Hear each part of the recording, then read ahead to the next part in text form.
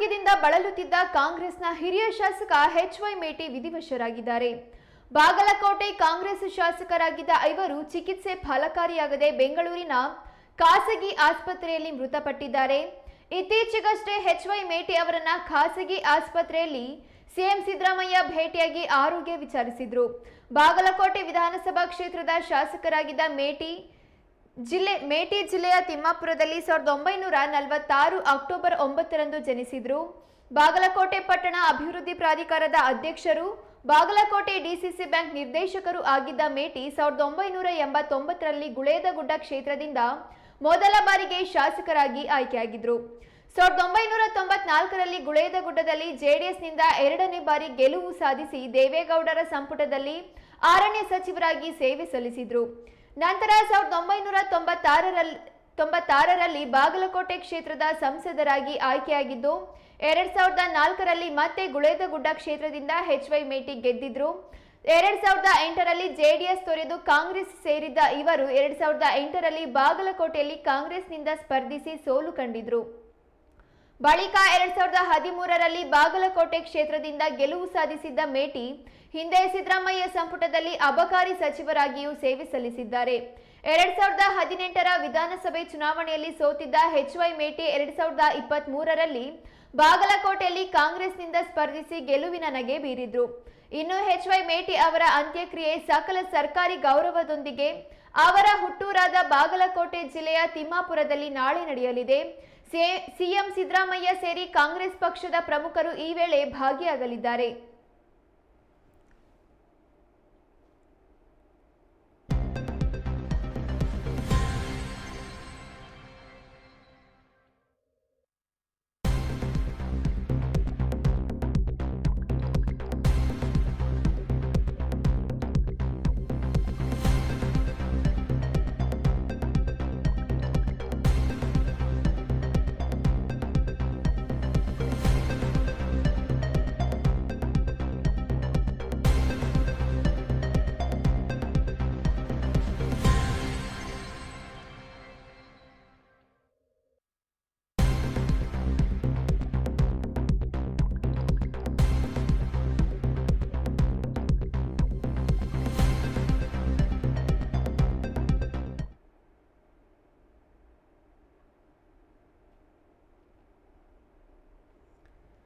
ಅನಾರೋಗ್ಯದಿಂದ ಬಳಲುತ್ತಿದ್ದ ಕಾಂಗ್ರೆಸ್ನ ಹಿರಿಯ ಶಾಸಕ ಎಚ್.ವೈ. ಮೇಟಿ ವಿಧಿವಶರಾಗಿದ್ದಾರೆ. ಬಾಗಲಕೋಟೆ ಕಾಂಗ್ರೆಸ್ ಶಾಸಕರಾಗಿದ್ದ ಇವರು ಚಿಕಿತ್ಸೆ ಫಲಕಾರಿಯಾಗದೆ ಬೆಂಗಳೂರಿನ ಖಾಸಗಿ ಆಸ್ಪತ್ರೆಯಲ್ಲಿ ಮೃತಪಟ್ಟಿದ್ದಾರೆ. ಇತ್ತೀಚೆಗಷ್ಟೇ ಎಚ್.ವೈ. ಮೇಟಿ ಅವರನ್ನ ಖಾಸಗಿ ಆಸ್ಪತ್ರೆಯಲ್ಲಿ ಸಿಎಂ ಸಿದ್ದರಾಮಯ್ಯ ಭೇಟಿಯಾಗಿ ಆರೋಗ್ಯ ವಿಚಾರಿಸಿದ್ರು. ಬಾಗಲಕೋಟೆ ವಿಧಾನಸಭಾ ಕ್ಷೇತ್ರದ ಶಾಸಕರಾಗಿದ್ದ ಮೇಟಿ ಜಿಲ್ಲೆಯ ತಿಮ್ಮಾಪುರದಲ್ಲಿ 1946 ಅಕ್ಟೋಬರ್ 9ರಂದು ಜನಿಸಿದ್ರು. ಬಾಗಲಕೋಟೆ ಪಟ್ಟಣ ಅಭಿವೃದ್ಧಿ ಪ್ರಾಧಿಕಾರದ ಅಧ್ಯಕ್ಷರು, ಬಾಗಲಕೋಟೆ ಡಿಸಿಸಿ ಬ್ಯಾಂಕ್ ನಿರ್ದೇಶಕರು ಆಗಿದ್ದ ಮೇಟಿ 1989ರಲ್ಲಿ ಗುಳೇದಗುಡ್ಡ ಕ್ಷೇತ್ರದಿಂದ ಮೊದಲ ಬಾರಿ ಶಾಸಕರಾಗಿ ಆಯ್ಕೆಯಾಗಿದ್ರು. 1994ರಲ್ಲಿ ಗುಳೇದಗುಡ್ಡದಲ್ಲಿ ಜೆಡಿಎಸ್ನಿಂದ ಎರಡನೇ ಬಾರಿ ಗೆಲುವು ಸಾಧಿಸಿ ದೇವೇಗೌಡರ ಸಂಪುಟದಲ್ಲಿ ಅರಣ್ಯ ಸಚಿವರಾಗಿ ಸೇವೆ ಸಲ್ಲಿಸಿದ್ರು. ನಂತರ 1996ರಲ್ಲಿ ಬಾಗಲಕೋಟೆ ಕ್ಷೇತ್ರದ ಸಂಸದರಾಗಿ ಆಯ್ಕೆಯಾಗಿದ್ದು 2004ರಲ್ಲಿ ಮತ್ತೆ ಗುಳೇದಗುಡ್ಡ ಕ್ಷೇತ್ರದಿಂದ ಎಚ್.ವೈ. ಮೇಟಿ ಗೆದ್ದಿದ್ರು.